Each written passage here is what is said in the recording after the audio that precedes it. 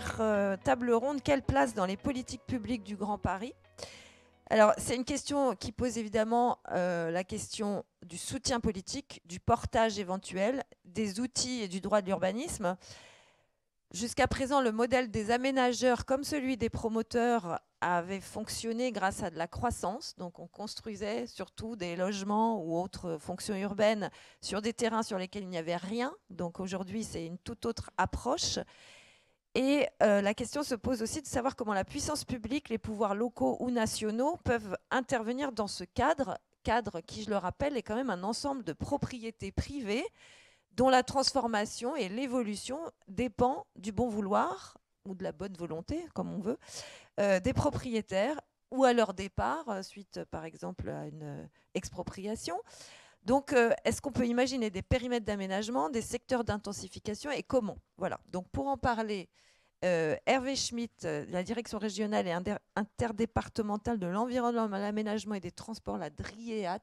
Je ne savais même pas que ça existait, mais donc bienvenue. Léa Macarem, qui est la présidente de la CIFAE et qui va nous expliquer ce qu'est la CIFAE. Et puis Stéphane Defay, directeur général de Grand Paris Aménagement. Donc je vais commencer par l'État. Et pour vous poser la question de comment vous décririez, oui c'est ça, cette intensification heureuse, qu'on espère heureuse en tout cas, et qui permettrait de loger plus de personnes dans ce tissu pavillonnaire. Donc, est-ce que ce processus d'intensification est souhaitable? Qu'est-ce qu'il peut apporter aux habitants et qu'est-ce qu'il peut apporter à la collectivité? Merci. Alors, ce processus, il est déjà en marche. Alors, on peut le voir dans les chiffres de l'étude qu'a publiée la PUR, que je salue. Elle est de très, très grande qualité. Je ne sais pas si les chiffres ont été cités, mais en gros, sur les dernières années, entre 2013 et 2022, il y a eu 400 000 logements qui ont été créés sur la métropole du Grand Paris. Il y en a 108 000 qui sont dans le tissu pavillonnaire et uniquement 22 000 sont individuels. Ce qui veut dire qu'à peu près 8 logements sur 10 sont du collectif dans les zones pavillonnaires. Donc on voit qu'il y a vraiment une transformation de ce tissu pavillonnaire.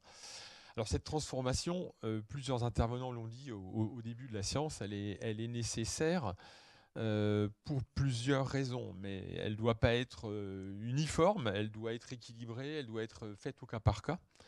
Il n'y a pas de dogmatisme en la matière et c'est un message qu'il faut entendre aux côtés du fait qu'on a besoin de logements. Alors, bon, voilà, il y a un flux migratoire, quoi qu'on veuille, qui existe, de plus de 50 000 habitants tous les ans en Île-de-France, et il faut arriver à les loger.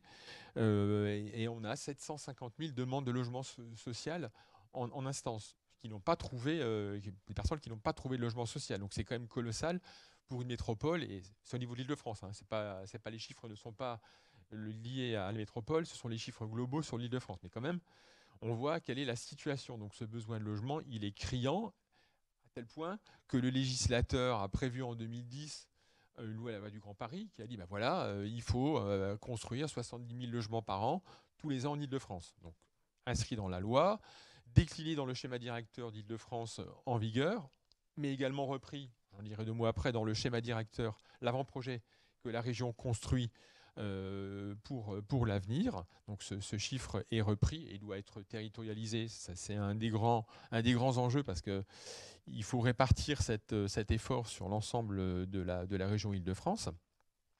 Donc il y a ces éléments-là. Ces chiffres-là ne sont pas des chiffres en l'air, puisque dans les années 2017, 18, 19, on a largement dépassé ce volume de 70 000 logements. On était à pratiquement 90 000 logements. Il y a eu une baisse effectivement liée à la période Covid. Ça a repris depuis, malgré la crise en Ukraine. Alors ça a repris au niveau des autorisations de construire, c'est-à-dire les permis de construire déposés sont largement au-dessus depuis à peu près un an. Des 70 000, on est à 72, 73, 77, ça dépend. C'est fluctuant sur les... En revanche, ce qui est moins florissant, ce sont les mises en chantier. C'est-à-dire qu'une fois que le permis est délivré, il faut passer à l'acte. Et passage à l'acte, il est souvent plus compliqué parce que il y a des questions de prêt, d'accessibilité, etc., etc. La hausse des matériaux, la crise en Ukraine, enfin tout un tas de contextes, d'éléments de contexte économiques qui font que l'acte de construire est quand même plus difficile. Donc on a vraiment ce besoin On l'a encadré à la fois par la loi, à la fois par le SDRIF, parce qu'il y a une vraie nécessité là-dedans. Donc ça, c'est une première réponse de la part de l'État. Autre réponse, je partage ce qui a été dit par les interlocuteurs précédents sur la nécessité d'avoir un vrai regard sur la consommation d'espace. Il y a d'autres lois, la fameuse loi climat résilience, avec les évolutions en cours sur le ZAN, qui est venue formaliser de manière encore plus forte cette exigence de réduction de la consommation d'espace pour arriver à une consommation nette nulle en 2050. Donc là, on a quand même des lignes directrices qui font qu'on doit construire, mais il faut construire d'une manière différente, il faut renouveler des secteurs urbains, il faut faire de la ville sur la ville. Discours pas nouveau, mais avec une mise en pratique d'autant plus accrue que cette loi climat-résilience est entrée en vigueur. Voilà, donc... Et donc cette intensification urbaine, si on parle d'intensification urbaine, pour vous, elle doit prendre quelle forme? Alors, elle peut prendre, parce qu'on parle du pavillonnaire, elle peut s'appliquer justement au secteur pavillonnaire. Alors, j'ai dit en introduction, il faut avoir une approche équilibrée, pas dogmatique, et il faut regarder au cas par cas ce qu'on peut faire. Alors, quel est l'intérêt effectivement de densifier le pavillonnaire? C'est d'arriver, déjà respecter la loi climat résilience, de traiter aussi des zones qui sont privilégiées, comme des zones de pôles de transport, avec des gares régionales et surtout les gares du Grand Paris Express, qui sont des gares nouvelles autour desquelles il faut valoriser effectivement l'effort qui est fait pour construire l'infrastructure, faire en surface des aménagements qui soient à la fois de qualité, j'y reviendrai, mais aussi denses pour que la plus grande partie des Franciliens puissent bénéficier de cette évolution qui permettra d'irriguer l'ensemble de l'Île-de-France. Mais ça veut dire en clair construire du collectif? Alors, en faisant du collectif, alors pourquoi? Parce qu'il faut des logements accessibles, des logements plutôt abordables. Accessibles, c'est une autre signification en termes de bâtiments. Des logements qui sont abordables. Le petit collectif permet d'avoir une optimisation du foncier. Alors, il y a les promoteurs derrière, évidemment, mais on peut faire du social, on peut faire du petit collectif avec des promoteurs privés, en essayant d'encadrer le coût du foncier. Et alors, il y a des exemples qui disent le contraire, mais une étude récente de l'Observatoire régional du foncier en Île-de-France de 2022 a montré qu'il n'y a pas eu de dérive dans les quartiers de gare. Et là, on le doit en particulier à certains outils. J'en citerai un, par exemple l'établissement public foncier d'Île-de-France, qui arrive dans tous les quartiers de gare en particulier, mais avec la plupart des communes, à signer des conventions d'intervention foncière pour assurer le portage du foncier et maîtriser effectivement l'évolution de ses coûts. Ça, il y a un vrai intérêt. Et l'autre intérêt de faire du collectif, c'est d'avoir un renouvellement générationnel. 30% à peu près des habitants du pavillonnaire sont des personnes retraitées.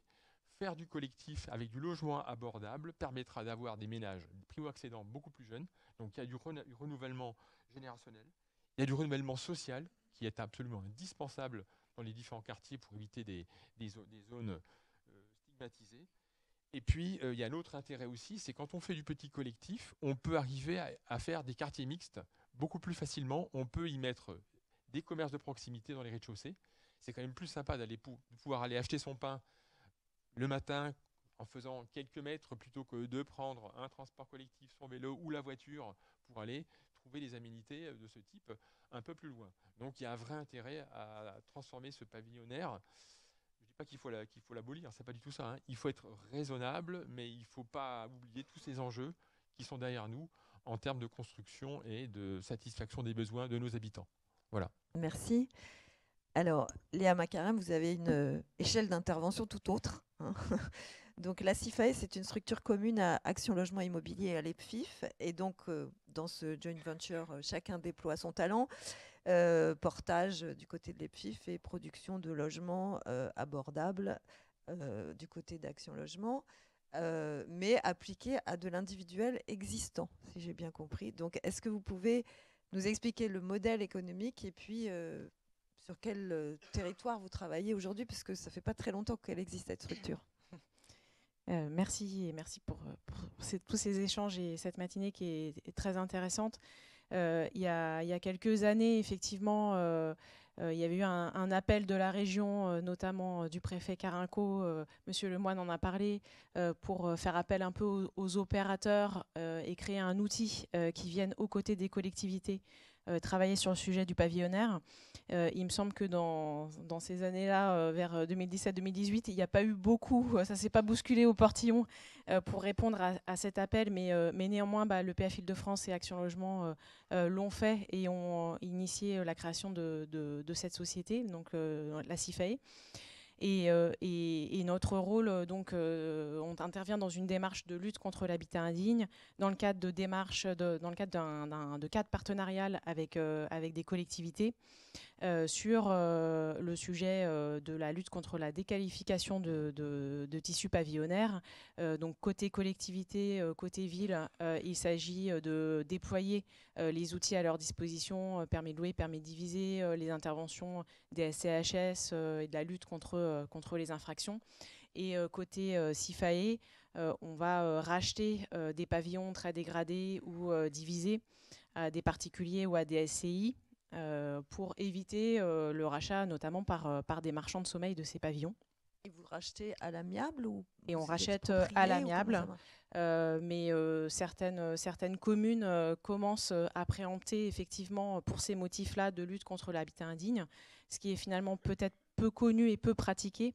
C'est les échanges avec les villes partenaires qui ont permis, je pense, de commencer et de faire en sorte que certaines villes s'inspirent de ce qui sont faits sur d'autres pour pouvoir agir via cette préemption. Et le modèle, donc nous on va identifier des pavillons avec les communes, les racheter, les porter sur un temps finalement assez court, avec des temps de portage courts, le temps de constituer ce qu'on appelle un panier d'intervention. Ça va être 5-10 pavillons sur une commune ou sur un territoire, et qu'on va revendre à des opérateurs qu'on identifie, qu'on flèche avec les villes en fonction du type de logement qui sera attendu de ces transformations. Et ce sont ces opérateurs qui vont réaliser un marché de travaux finalement global sur ce panier d'intervention, mais qui ne sont pas sur des parcelles contiguës finalement, donc ce n'est pas du remembrement. Ça reste du diffus, mais c'est la solution qu'on a trouvée finalement, puisque ces paniers d'intervention permettent de trouver quand même des économies d'échelle, puisque le sujet du travail à la parcelle et au coût que ça représente, effectivement, c'est un vrai frein en pavillonnaire. Par logement, c'est des exemples que vous avez. Par logement, le coût de remise en état, il est de quel ordre ? Sur la rénovation, nous, on va être... sur des ratios entre 1000 euros ou 2000, entre 1000 et 2000 euros par mètre carré. Donc c'est vrai que quand on voyait dans l'étude qui est très intéressante, qui a été montrée, où on est sur des prix de marché à 3000, 3005, on voit tout de suite le poids que représente effectivement cette part de travaux. Donc la globalisation finalement des interventions, la mutualisation des interventions, elle nous paraît être une solution indispensable. En tout cas, c'est un peu la seule qu'on a trouvée pour pouvoir intervenir, trouver un certain volume aussi d'intervention et éviter que ces interventions soient trop diluées dans l'espace et dans le temps, et qui finalement donneraient peu de visibilité, peu de portée à cette intervention si on venait acheter un pavillon sur une commune, un pavillon sur un autre, effectivement. Et les opérateurs à qui vous revendez, c'est des bailleurs sociaux ? Donc c'est des bailleurs sociaux, c'est des COP HLM, des bailleurs de logements intermédiaires. Et finalement, donc là, on est sur 17 communes aujourd'hui en Île-de-France. Donc la société existe depuis 2 ans. Et je pense que le constat, c'est que ça fait écho réellement à un besoin et à une volonté d'un certain nombre d'élus de retrouver une sorte de maîtrise, en tout cas d'anticiper l'évolution de ces tissus pavillonnaires, et de ne pas être uniquement spectateur un peu de ces évolutions entre, et ça a été très bien dit en première partie de matinée, une gentrification avec une flambée des prix, ou une déqualification, et qui fait que qui conduit à un départ des propriétaires occupants, ou en tout cas qui perd ce rôle, ces quartiers-là perdent ce ce rôle de logement des travailleurs, des salariés, des classes modestes et des classes intermédiaires. Et ce qu'on a entendu aussi comme message, je pense, assez récurrent, c'est le souhait de préserver ces tissus pavillonnaires, mais peut-être en sortant de l'image un peu simpliste, une parcelle égale un logement, et que finalement la démarche qu'on est en train de construire avec ces collectivités, elle a aussi la vertu d'y réfléchir à quels sont les atouts qu'on veut préserver sur ces tissus pavillonnaires, qu'est-ce que viennent chercher les gens et comment on les fait revenir quand ils sont un peu partis de ces quartiers-là et qu'on veut faire revenir des travailleurs essentiels, des personnes qui travaillent aussi sur la ville. Et finalement, il y a plusieurs sujets autour de cette qualité de pavillonnaire. Je pense que le sujet aussi des charges de copropriété, de l'absence de contraintes aussi, parce qu'on n'est pas dans une grosse copropriété. Le sujet des jardins, bien sûr, ça a été dit et redit, et c'est tout à fait important. Et peut-être une appropriation un peu plus aisée, parce qu'on a son entrée, une appropriation du logement via quelques éléments comme ça qui peuvent être pensés lorsqu'on construit un projet, y compris sur l'existant. Et tout ça, ça me paraît être des points importants à poursuivre et à développer pour ne pas être juste dans est-ce qu'on conserve ce pavillonnaire ou est-ce qu'on va sur du collectif. D'accord. Merci beaucoup. Stéphane Defay, donc directeur général de Grand Paris Aménagement. Donc je parlais des aménageurs et de leur modèle. Vous avez une idée qui servirait, entre autres choses, à trouver des nouveaux débouchés pour le métier d'aménageur, sans terrain nouveau. Donc l'idée, ce serait un périmètre d'intervention qui ne bousculerait pas la forme urbaine pavillonnaire, défini sur des secteurs bâtis, et un dispositif qui permettrait d'accompagner les propriétaires, dont certains sont volontaires mais pas tous, dont certains ont les moyens mais pas tous, dont certains souhaitent ne rien changer chez eux et ne rien voir changer chez leurs voisins. Donc voilà, quelles sont les marges de manœuvre d'un aménageur et quel est le modèle aussi? Alors, tout d'abord, le sujet ici, c'est pas tellement de faire vivre les aménageurs. Au passage, des interventions sur des tissus pavillonnaires, ça rapporte rien à un aménageur. Enfin, je pense qu'il y a, c'est pas ça qu'on peut viser. Par contre, c'est quand on a travaillé sur ce sujet, à la fois avec la Pure, à la fois avec Yudo, chez Benjamin Aubry, et qui prendra la parole tout à l'heure, avec Michel Grenet, on s'est rendu compte que souvent, on avait beaucoup d'élus qui étaient un peu désarmés par rapport à ces tissus pavillonnaires, par rapport à exactement tout ce qui était dit, c'est-à-dire des mouvements à l'intérieur même de ces tissus, des moments de vie aussi, qui se situent au moment où il y a de la place qui se fait à la maison parce que les grands partent, des opportunités de revenus complémentaires, aussi de l'accueil de parents qui vieillissent. Tout ça sont des choses où la question du bâti peut se reposer, et en même temps on voit bien que l'outil du PLU est inadapté parce que il faudrait faire du PLU à la parcelle, sauf que c'est un peu une utopie aujourd'hui. On est face à des non-sachants. D'ailleurs, la CIFAE intervient justement pour compenser ça dans un certain nombre de tissus, et c'est vraiment indispensable. Mais on a aussi des gens qui ne veulent pas partir, ils veulent juste faire muter eux-mêmes leur patrimoine.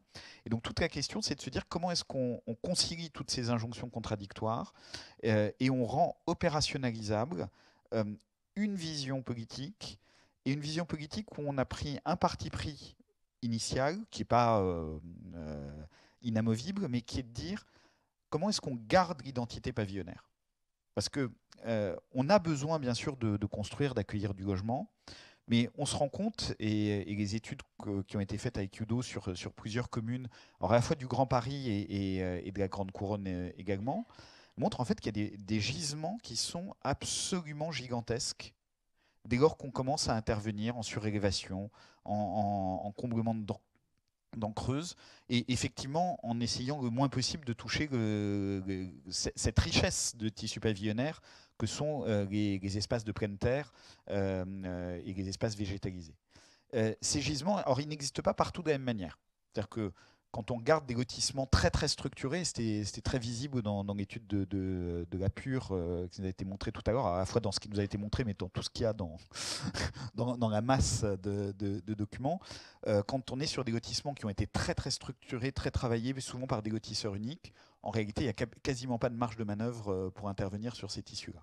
Quand on est par contre sur des tissus qui se sont faits un peu au fil du temps, par remembrement sauvage ou lent, là on se rend compte qu'il y a des gisements qui peuvent être assez incroyables et qui permettent également, parce que c'est aussi un des enjeux, pourquoi finalement densifier ces tissus pavillonnaires si on regarde du point de vue de la puissance publique, pour répondre à cette croissance démographique, effectivement, Hervé le rappelait, 50 000 nouveaux habitants par an.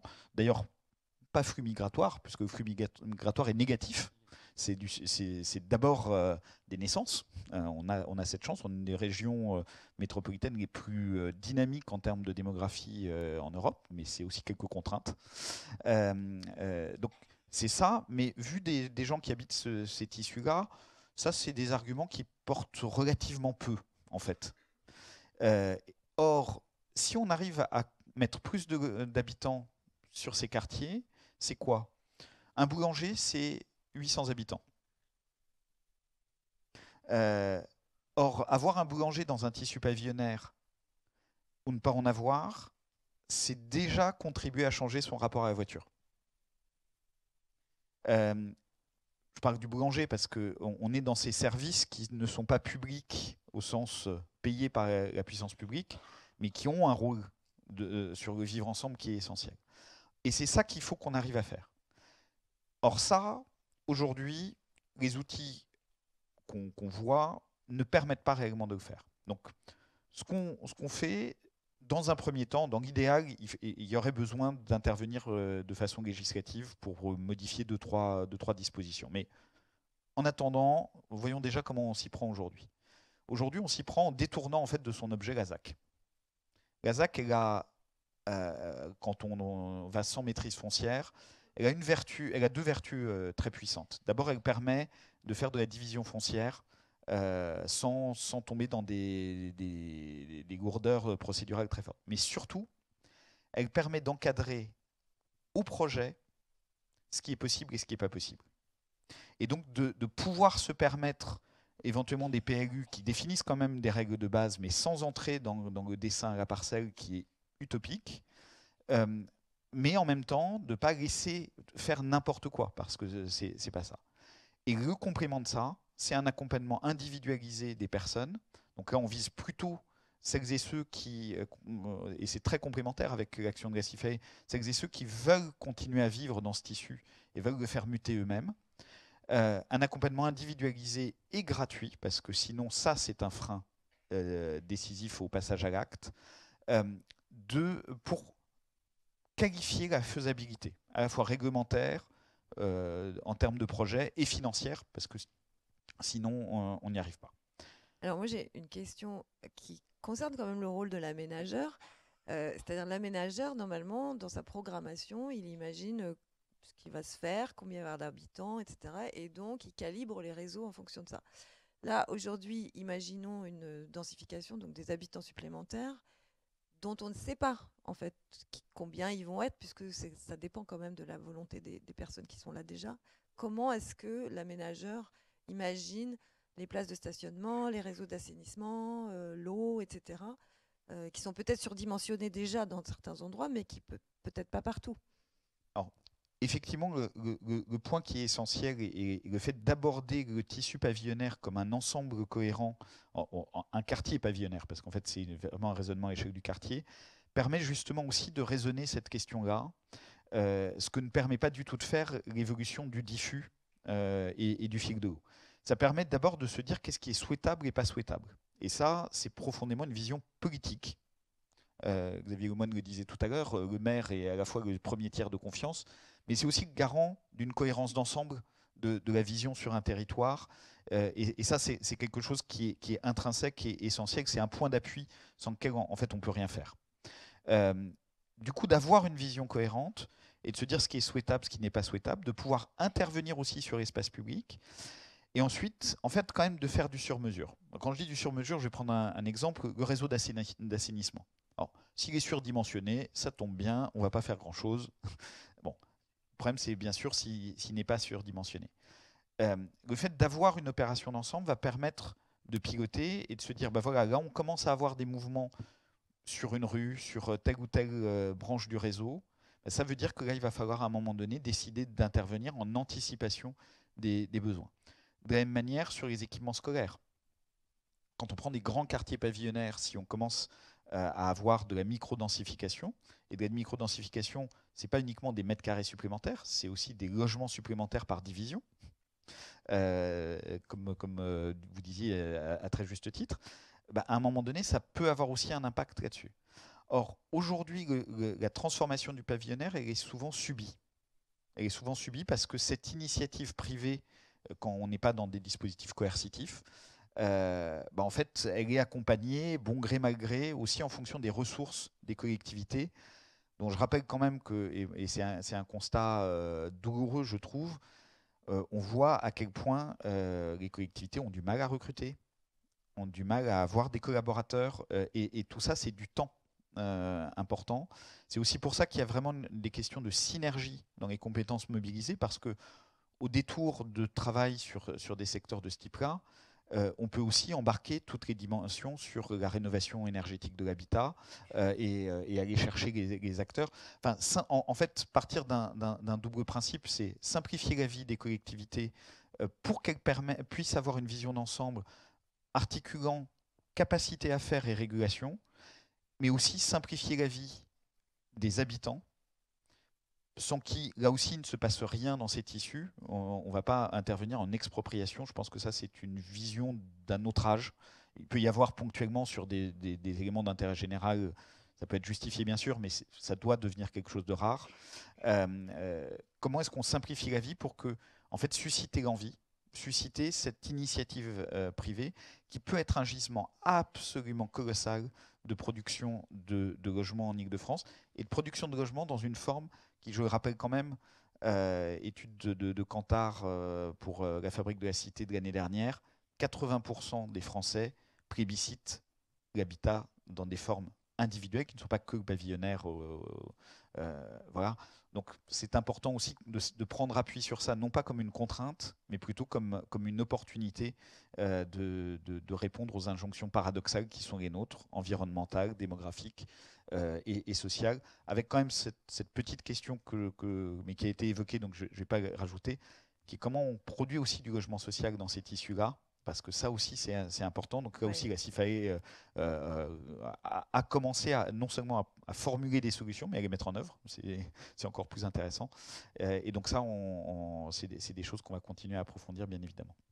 Merci. Alors le temps file, mais on a commencé en retard, donc quand même je profite pour continuer un petit peu. Question à tous les trois. Dans quel type de quartier faut-il agir? Est-ce qu'il faut agir dans les plus dégradés ou ceux qui ont le plus fort potentiel? Et deuxième question, comment est-ce qu'on évite que cette nouvelle qualité se transforme immédiatement en hausse des prix? Puisque la propriété privée essaimée, c'est quand même le grand lieu et le grand jeu de la spéculation. Voilà. Donc c'est vrai que peut-être l'étude de l'ORF montre que les prix n'ont pas dérapé. Moi, ça me paraît un peu bizarre, mais je vous crois. Hein, mais j'ai pas tout à fait les mêmes échos. Mais bon. Donc il y a plusieurs questions dans votre propos. Alors premier élément, alors peut-être sur les prix, effectivement, maîtrise des prix. Donc j'ai parlé avant de l'outil foncier, maîtrise foncière qui était l'établissement public foncier de l'Île-de-France. Mais après il y a aussi une ambition sur la qualité de la construction et sur, disons, le respect du cadre de vie, alors qui rend les logements acceptables. Alors je dérive un petit peu du propos sur le prix, mais je parlerai un petit peu d'acceptabilité, qui à mon avis relève de trois acteurs principaux. Tout d'abord les élus, puisque ce sont à eux, dans les transformations des différents quartiers, au travers des documents d'urbanisme dont ils ont la maîtrise, de prévoir des dispositions permettant de respecter et d'améliorer ce cadre de vie. Ensuite, ça relève des promoteurs eux-mêmes. Que ce soit les bailleurs sociaux ou des bailleurs privés, ou des promoteurs privés, qui à la fois par les exigences qui sont imposées par les maires, se sentent obligés de faire quelque chose de bien. Un promoteur qui a fait une construction qui ne respecte pas les exigences aura beaucoup de mal à refaire une deuxième opération dans une commune. C'est aussi le marché qui le régule, c'est-à-dire que les habitants, ça a été dit avant, les nouveaux habitants qui veulent intégrer ces immeubles petits collectifs qu'on peut mettre au sein d'un secteur pavillonnaire, et ben, les gens recherchent des espaces de respiration pour éviter les effets d'îlot de chaleur. Donc ils seront regardants aussi sur le produit. Et enfin, ce sont les habitants eux-mêmes des quartiers qui, eux, vont accepter d'autant plus l'arrivée, on va dire, d'un intrus, puisque c'est quand même un bâtiment qui est un peu différent, avec une forme urbaine différente de la leur, vont être très regardants sur les produits qui vont être proposés, et ça va inciter globalement à respecter ce qu'on appelle la qualité du cadre de vie. Donc voilà, un petit peu côté acceptabilité, côté prix. Voilà, bon. L'étude de l'ORF, je peux vous donner les références, il n'y a pas de souci, il montre effectivement ce phénomène-là. Alors elle a été faite à un moment où il n'y avait pas non plus l'impact financier sur la hausse du prix des matériaux, mais celle-ci est globale et généralisée et ne concerne pas que certains secteurs, elle est globale sur l'ensemble de l'Île-de-France. Les chiffres qu'on voyait tout à l'heure, même dans cette étude-là, c'était entre 20 et 28% sur les 10 dernières années d'augmentation des prix. Donc voilà, que ce soit dans les secteurs intensifiés ou pas. Mais en tout cas, bon, la dérive des prix, elle est bien là quand même. Donc, oui, pour le pavillonnaire, c'était fort aussi. Moi, ces chiffres-là concernent le pavillonnaire. Voilà, oui. C'était pas globalement. Peut-être sur la question de où, moi j'aurais tendance à avoir une réponse assez pragmatique. C'est d'abord là où les maires considèrent qu'il y a un besoin. Je suis très très méfiant sur une vision trop descendante. Alors bien sûr, il peut y avoir du dialogue, etc. Mais les maires sont quand même ceux qui connaissent le mieux leur territoire, et qui ont une légitimité par rapport à leur population. Or, quand on touche au pavillonnaire, Xavier Goumon le disait très bien tout à l'heure, si à un moment donné, il n'y a pas cette relation de la confiance avec le maire et l'équipe municipale, au-delà du maire, en fait, je pense que c'est raté d'avance. Donc ça c'est un premier point. Ce qui veut dire que c'est dans beaucoup de territoires très différents. Parce que il n'y a pas, à mon avis, à opposer, parce que les défis de Montfermeil tout à l'heure et d'Arcueil tout à l'heure, on l'a bien vu, ce n'était pas les mêmes avant, je pense que ce n'est pas les mêmes aujourd'hui. Et la question, mais il y a des défis dans un cas comme dans l'autre, et dans d'autres territoires bien évidemment. Sur la question des prix, alors là, il y a quelque chose quand même de très important, c'est que ma conviction profonde, c'est que si on arrive enfin à considérer le pavillonnaire comme étant vraiment un objet désirable, comme l'identité pavillonnaire étant souhaitable à maintenir, et donc finalement, ça veut dire concrètement ne pas faire de petits collectifs, si on appelle un chat un chat. Ou alors, quand on dit un petit collectif, c'est le collectif de 3 logements, c'est pas celui de 10-15, dont on voit qu'en termes d'imperméabilisation des sols, malheureusement, on construit autant de logements en faisant un peu de surélévation bien pensée qu'en faisant un petit collectif. Par contre, en imperméabilisation, c'est pas tout à fait la même histoire. Mais on a surtout un autre phénomène, c'est qu'aujourd'hui, les tissus pavillonnaires sont souvent des territoires de prédation au niveau des promoteurs, avec une pression sur les habitants, promoteurs qui font miroiter des sommes assez farfelues parce que se projetant sur une valeur future et pas sur une valeur d'aujourd'hui. Donc le simple fait finalement d'assumer en fait que le promoteur n'a pas vraiment sa place dans ce système, parce que c'est ça, en tout cas dans l'approche qu'on en a, c'est un peu ça qu'on dit, c'est d'assumer qu'à un moment donné, on va diminuer cette pression. Juste un petit ratio, mais qui n'est pas inintéressant. Souvent, quand on regarde un tissu urbain, en tout cas qu'un promoteur regarde un tissu urbain, s'il veut évaluer très rapidement la capacité à acheter ou pas telle ou telle parcelle, s'il achète un immeuble, il va devoir faire 3 fois plus de logements pour pouvoir rentabiliser son acquisition dans une opération de démolition. Quand on est sur des propriétaires qui sont propriétaires de leur foncier, et donc qui raisonnent au coût marginal et non pas sur le réinvestissement du foncier, on n'est pas du tout sur les mêmes ratios. Donc déjà, intrinsèquement, on a de quoi faire baisser le prix. D'accord, merci. Donc Léa, la question du prix, c'est pas la même parce que du coup, ça reste du logement social. En revanche, où est-ce qu'il faut intervenir ? Alors, c'est pas que du logement social. Sur l'endroit où il faut intervenir, je suis complètement d'accord avec Monsieur Fay sur le fait qu'il faut que ça vienne de ceux qui connaissent bien leur territoire et l'échelle des élus est très importante et des services des villes aussi. Nous, en plus, on intervient donc principalement dans des secteurs où il y a ces problématiques de dégradation tissu pavillonnaire, mais finalement je pense que si on croise la présence de cet habitat indigne plus la question des prix, finalement les territoires à potentiel on va retrouver peut-être les mêmes puisque les autres ils sont déjà un peu déjà sur des prix tellement élevés qu'on a dépassé peut-être, c'est déjà saturé on va dire au niveau du marché.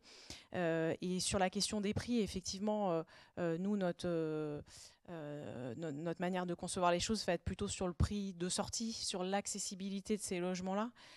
Et de se dire que oui, effectivement, sur ces quartiers, il y a ce besoin de locatif abordable qui, s'il n'est pas proposé et mis orchestré, on va dire, par le public, il va être mis en place par des investisseurs privés et qui vont le faire dans de mauvaise qualité et que ça va générer finalement du logement indécent et qu'il vaut mieux l'anticiper et le créer, ce logement social qu'on retrouve de fait sur des quartiers où il y a un appauvrissement.